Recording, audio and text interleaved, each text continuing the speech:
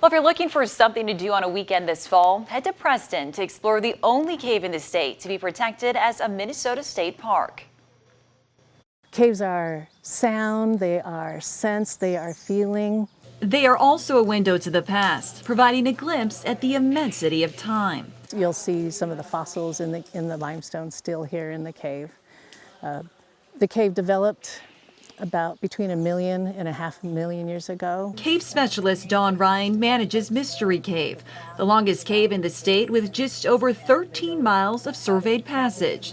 Discovered in 1937 by a man named Joe Petty. When he was walking along this river right here, he saw some steam coming out of the rocks, and cavers know that's a sign that there's a cave underneath. He dug into it, and this was in 1937, the winter of 1937, discovered the cave, and it was open for tours by July of the next year. This south branch of the Root River is a key part of the cave, flowing in front of the cave before sinking about 200 yards downstream. And when it goes into the cave, the water's cooled down, and it emerges 2 miles downstream at the Seven Springs Wildlife Management Area, which is an amazing trout habitat. On the half-mile hike, you'll see familiar cave formations, including stalactites and stalagmites. But Ryan says there are also some unusual formations called raft cones, some a towering 6 feet tall.